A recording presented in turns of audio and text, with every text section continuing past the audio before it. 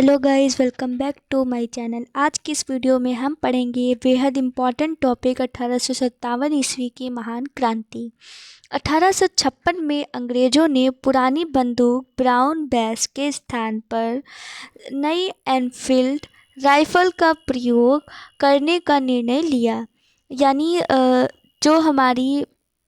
जो अंग्रेज़ थे, उन्होंने जो उनकी पुरानी बंदूक थी ब्राउन बेस, उसको हटाकर जो नई बंदूक थी एनफील्ड राइफ़ल, उसका प्रयोग करने का फ़ैसला किया।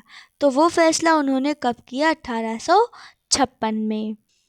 और उसके लिए जो है उन्होंने जो कारतूस बनाए, उन्हें राइफ़ल में भरने से पहले मुंह से उनको खोलना पड़ता था। और इन कारतूसों में जो है वो गाय और सूअर की चर्बी का प्रयोग किया गया था। और ये चर्बी वाला कारतूस ही 1857 की क्रांति का प्रमुख कारण बना। तो जो 1857 की क्रांति थी, उसका प्रमुख कारण क्या था? तो उसका प्रमुख कारण था हमारा चर्बी वाला जो है कारतूस। चर्बी वाला जो कारतूस था, ये 1857 की क्रांति का कारण था। तो ये जब हमसे कहीं वन लाइनर ऐसे ही पूछ लिया जाए कि 1857 की क्रांति क्यों हुई थी, तो चर्बी वाला जो कारतूस बनाया गया था उसके कारण। इस पूरे जो वर्णन है, इसमें आपको स्पष्ट बताया जा रहा है कि 1856 में जो पुरानी बंदूक ब्राउन बेस यूज़ करते थे अंग्रेज़, उनके स्थान पर उन्होंने एनफील्ड राइफ़ल को करने का उन्होंने डिसीज़न ले लिया। और उसके लिए उन्होंने जो कारतूस बनाए, उनको जो है राइफ़ल में भरने से पहले उनको जो है मुंह से खोलना पड़ता था। और उसमें गाय और सूअर की चर्बी का प्रयोग था। और इसी कारण जो चर्बी वाला ये कारतूस है, यही 1857 की क्रांति का प्रमुख कारण बना। 29 मार्च 1857 ईस्वी को मंगल पांडे नामक एक सैनिक ने बैरकपुर में गाय की चर्बी मिले कारतूसों को मुंह से काटने से स्पष्ट मना कर दिया। और उसने लेफ्टिनेंट बाग एवं मेजर ह्यूसन को गोली मारकर हत्या कर दी। तो जो मंगल पांडे थे, वो उन्होंने जो है इसको मुंह से खोलने से कब मना किया था? तो 29 मार्च 1857 को। और उन्होंने क्या किया? जो एक लेफ्टिनेंट थे बाग, लेफ्टिनेंट कौन थे? बाग। और जो मेजर थे ह्यूसन, मेजर कौन थे? तो वो थे ह्यूसन। उनको जो है उन्होंने गोली मारकर हत्या कर दी। तो ये थे हमारे मेजर और ये थे लेफ्टिनेंट, ये थे हमारे लेफ्टिनेंट। और उन्होंने मेजर ह्यूसन और लेफ्टिनेंट जो है बाग की गोली मारकर उन्होंने हत्या कर दी। और स्पष्ट मना कर दिया कि वे जो है इसको मुंह से खोलने वाली राइफ़ल को वो नहीं चलाएंगे। उन्होंने जो है इसको स्पष्ट मना कर दिया मुंह से काटने के लिए। हो सकता है वो उनके सिद्धांतों के विरुद्ध रहा, और ऑब्वियसली ये तो काफ़ी गलत ही था। फलस्वरूप जो है जब उन्होंने उनको गोली मारकर हत्या कर दी, तो गिरफ्तार करके जो है उनको 8 अप्रैल 1857 को फांसी दे दी गई। तो जो हमारा 1857 में जो विद्रोह हुआ है, उसमें जो है मंगल पांडे जी ने जब मना कर दिया था, तो उसके बाद उनको फांसी कब हुई? देखिए, उन्होंने मना कब किया? 29 मार्च 1857 को। ये भी आपको याद करना है कि उन्होंने मना कब किया था? 1857 को, 29 मार्च को। तब उनको जो है उनको उन्होंने हत्या भी कर दी थी लेफ्टिनेंट बाग और मेजर ह्यूसन को गोली मारकर। तो उसके कारण जो है उनको गिरफ्तार कर लिया गया। और उनको फांसी कब दी गई? तो उनको फांसी दी गई 18 अप्रैल को 1857 में। तो उन्होंने मना कब किया? 29 मार्च को। और फांसी कब मिल गई उनको? 8 अप्रैल को। फिर है कि जो उनको तो फांसी मिल ही गई 8 तारीख को, 8 अप्रैल को। फलस्वरूप जो है उनको फांसी पर जब वो चढ़ रहे थे, तो फांसी पर चढ़ने से पहले मंगल पांडे ने हल्ला बोल का नारा दिया। और मंगल पांडे का संबंध 34वां बंगाल नेटिव इन्फैक्ट्री से था। यानी जब उनको फांसी पर चढ़ाया जा रहा था, तो फांसी पर चढ़ने से पहले उन्होंने हल्ला बोल, कौन सा नारा दिया था? उन्होंने हल्ला बोल का नारा। और उनका संबंध जो था वो भी 34वां जो बंगाल था, 34वां बंगाल नेटिव इन्फैक्ट्री थे। कौन सी थी? तो 34वां बंगाल नेटिव इन्फैक्ट्री BNI से उनका संबंध था। 10 मई 1857 के दिन मेरठ की पैदल टुकड़ी 20 NI से 1857 ईस्वी की क्रांति की शुरुआत हुई। तो जब अप्रैल में उनको फांसी हो गई 8 अप्रैल को, और 10 मई 1857 के दिन मेरठ की पैदल टुकड़ी 20 NI से 1857 ईस्वी की क्रांति की शुरुआत हुई। तो जो है 1857 की क्रांति की स्टार्टिंग कब हुई थी? तो वो हुई थी 10 मई को, 10 मई को हुई थी 1857 में। जो 1857 की क्रांति है उसकी मतलब स्टार्टिंग मानी जाती है 10 मई 1857 को मेरठ की पैदल टुकड़ी 20 NI से 1857 की जो रिवॉल्यूशन है उसकी स्टार्टिंग हुई। 1857 ईस्वी में क्रांति के समय भारत का गवर्नर जनरल लॉर्ड कैनिंग एवं इंग्लैंड के प्रधानमंत्री पॉल स्टेन यानी लिबरल थे। तो ये भी पूछा जा सकता है कि जब 1857 की क्रांति हुई उस समय भारत का गवर्नर जनरल कौन था? ध्यान से सुनिएगा, गवर्नर जनरल, तो वो थे लॉर्ड कैनिंग। कौन थे हमारे? Lord Canning. ये हो गया लॉर्ड कैनिंग, ये थे हमारे उस टाइम के गवर्नर जनरल। जब हमने अपनी पिछली वीडियोस को कवर किया था जहाँ पर हम कंपनी के अधीन गवर्नर जनरल पढ़ रहे थे, तब हमने वहाँ पर लॉर्ड कैनिंग के बारे में भी पढ़ा था। वहाँ पर हमने पढ़ा था कि 1857 की क्रांति भी इनके टाइम में हुई, और मैंने आपसे कहा भी था कि ये जो जो लिखा है कि कौन सा चीज़, कौन सी क्रांति, कौन सा विद्रोह, कौन से अच्छे काम, कौन सी प्रथाओं पर प्रतिबंध, ये सब जो भी इन लोगों के टाइम में हो रहा है, ये पूछा जा सकता है कि किसके टाइम में क्या हुआ था। और अगर हम बात करें कि इंग्लैंड के उस टाइम प्रधानमंत्री कौन थे, तो इंग्लैंड के उस टाइम प्रधानमंत्री थे पामस्टेन। कौन? पामस्टेन लिबरल, ये थे उस टाइम इंग्लैंड के प्रधानमंत्री। और अगर भारत के गवर्नर जनरल की बात करें तो वो थे लॉर्ड कैनिंग। फिर है अंग्रेजी भारतीय सेना का निर्माण 1748 ईस्वी में आरंभ हुआ। तो जो अंग्रेजी भारतीय सेना है उसका निर्माण कब स्टार्ट हुआ? तो अंग्रेजी भारतीय सेना का निर्माण कब हुआ था? 1748 में। और जो है उस समय जो है जो मेजर थे स्ट्रेंजर लॉरेंस, उनको जो है वो अंग्रेजी भारतीय सेना का जनक कहा गया। तो जो 1748 में अंग्रेजी भारतीय सेना का निर्माण हुआ उस समय जो मेजर थे वो कौन थे, और अंग्रेजी भारतीय सेना का जनक किन्हें कहा गया था? तो ये आपसे पूछा जा सकता है, तो आपको याद रखना है वो थे हमारे मेजर स्ट्रेंजर लॉरेंस। और इसका निर्माण हुआ था अंग्रेजी भारतीय सेना का 1748 ईस्वी में। फिर है 1857 के विद्रोह के बाद सेना का जो पूर्ण रूप से पुनर्गठन था वो किया गया, और पुनर्गठन करने का उद्देश्य था कि एक और विद्रोह अब ना हो। तो जो 1857 का विद्रोह मतलब हो चुका था, यानी जो जिसकी स्टार्टिंग हुई थी 10 मई को, तो 1857 का जो विद्रोह हुआ था उसके बाद जो सेना थी उसको फिर से पुनर्गठित किया गया, और पुनर्गठित करने का उद्देश्य था कि अब एक और विद्रोह ना हो। इसके लिए जो स्थापित पील कमीशन, जो मतलब पील कमीशन था, उसकी रिपोर्ट पर सेना में भारतीय मतलब जो भारतीय सैनिक थे तो उनकी तुलना में जो है यूरोपीय सैनिकों का अनुपात बढ़ाया गया, और उच्च सैनिक पदों पर अब भारतीयों की नियुक्ति जो थी वो प्रतिबंधित कर दी गई थी, जो कि पहले से ही प्रतिबंधित थी। और बंगाल की सेना में यूरोपीय व भारतीय सैनिकों का अनुपात 1:2 रखा गया, जबकि बम्बई और मद्रास में 2:5 रखा गया। यानी हुआ क्या था कि मंगल सेना जो मंगल पांडे थे, सॉरी, जो तो वो सेना में ही कार्यरत थे, और उन्होंने वो चीज़ जो वो थे राइफ़ल, उसको मुंह से जो है वो काटने से मना कर दिया था। तो उसके बाद क्या हुआ कि ये लोग थोड़ा सचेत हुए, तो इन लोगों ने मतलब जो वो कमीशन स्थापित किया था इन्होंने, पील कमीशन, उसकी रिपोर्ट के आधार पर जो है इन्होंने क्या कहा कि जो है भारतीय सैनिकों से ज़्यादा अब जो है हमको अंग्रेजी जो यूरोपीय हमारे हैं सैनिक, उनकी जो संख्या है उसको बढ़ाना चाहिए। और जो उच्च पद थे उन पर तो बिल्कुल ही इन्होंने क्या किया कि जो भारतीय सैनिक हैं उनकी नियुक्ति जो है ऊंचे पद पर नहीं होगी, और ये तो पहले से ही प्रतिबंधित था।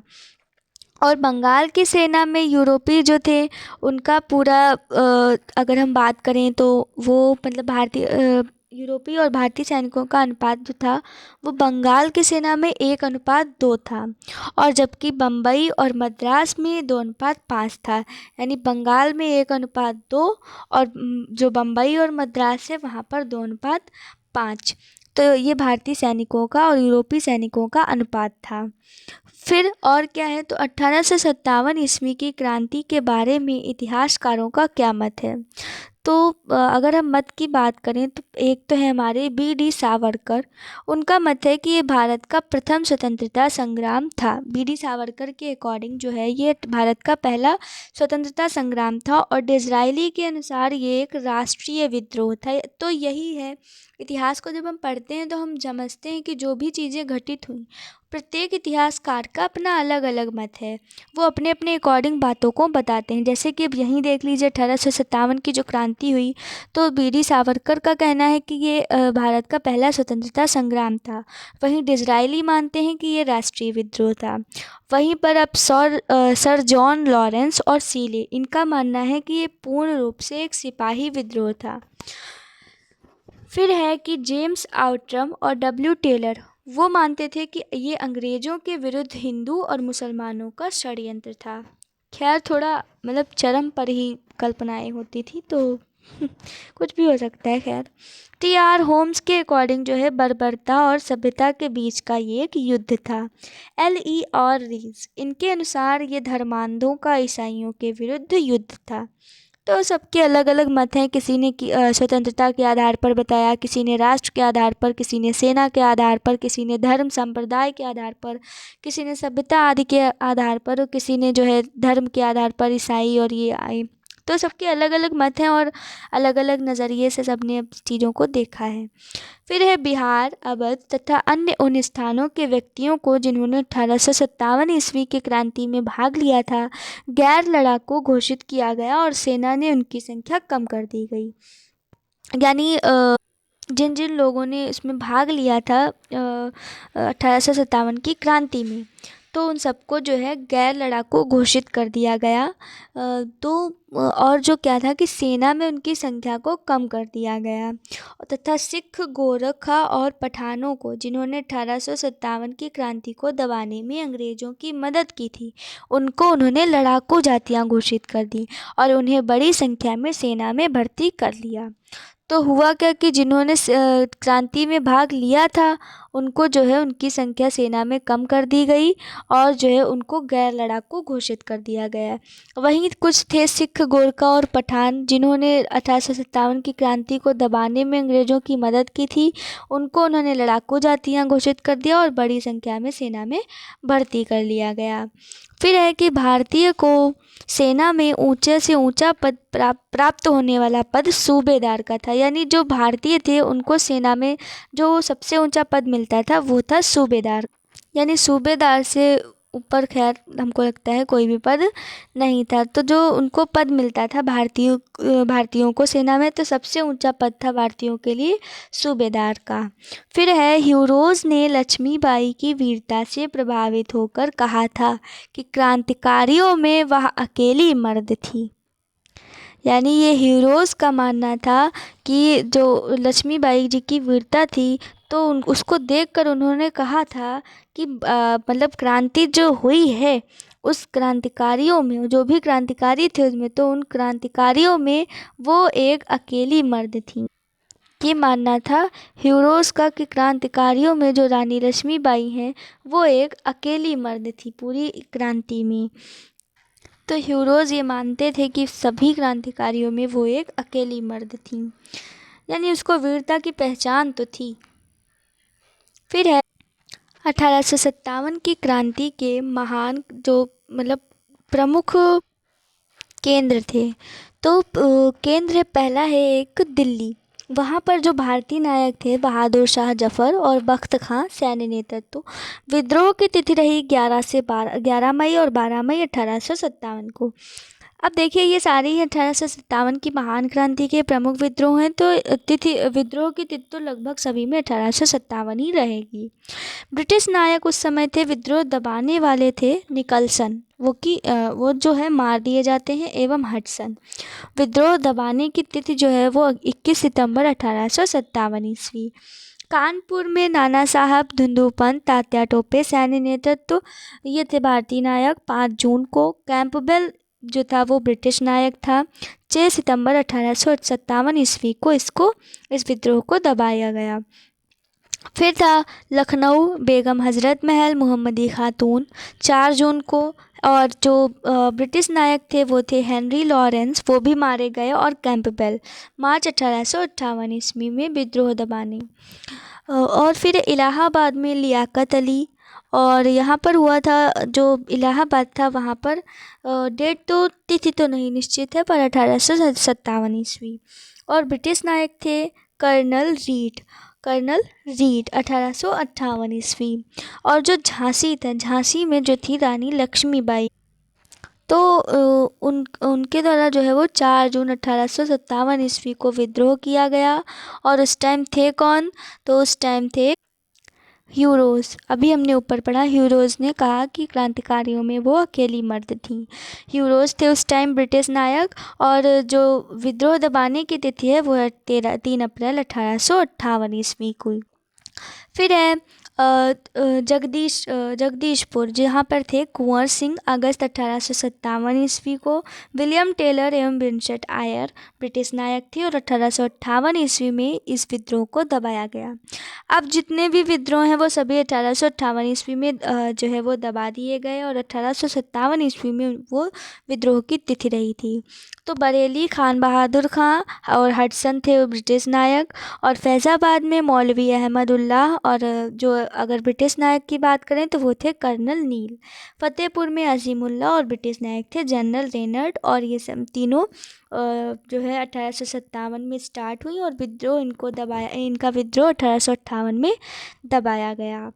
फिर है एक नोट कि तात्या टोपे, जिनको अभी हमने ऊपर पढ़ा, तात्या टोपे, उनका जो वास्तविक नाम, तो तात्या टोपे का वास्तविक नाम क्या था, रामचंद्र पांडुरंग। तो तात्या टोपे का वास्तविक नाम क्या था, रामचंद्र पांडुरंग, ये हमको याद रखना है, रामचंद्र पांडुरंग। उन्हें जो है सिंधिया के सामंत मान सिंह ने धोखा देकर पकड़वा दिया।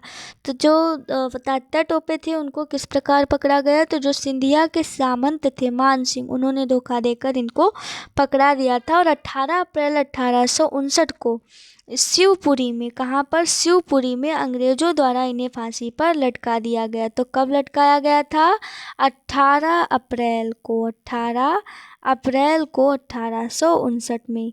और गद्दारी किसकी थी, तो सिंधिया के सामंत मान सिंह ने धोखा दिया था। तो ये थे तात्या टोपे, और उनका वास्तविक नाम अगर हम बात करें तो रामचंद्र पांडुरंग। बेगम हजरत महल, तो इनको भी अभी हमने ऊपर पढ़ा, लखनऊ के विद्रोह में, लखनऊ की जो विद्रोह की तिथि थी उसमें हमने अभी पढ़ा, वो भारतीय नायक कौन, बेगम हजरत महल मोहम्मदी खातून। तो इनका जो जन्म है वो 1820 में, और इनकी मृत्यु 1879 में नेपाल में हुई। उन्हें जो है काठमांडू के जामा मस्जिद मैदान में दफनाया गया। तो इन्हें कहाँ पर दफनाया गया है, जो काठमांडू का जो जामा मस्जिद है वहाँ पर इनको दफनाया गया है। कौन, तो बेगम हजरत महल, जो कि लखनऊ से संबंधित हैं। इनका जन्म 1820 में और मृत्यु 1879 में नेपाल में हुई। तो ये था पूरा 1857 की क्रांति का ब्रीफ पूरी जानकारी, और बेहद इम्पॉर्टेंट जानकारी। तो इसी के साथ एंड करते हैं इस वीडियो को। नेक्स्ट वीडियो में हम अगले टॉपिक को कवर करेंगे, और अगला टॉपिक भी बेहद ही इम्पॉर्टेंट है। Thanks for watching.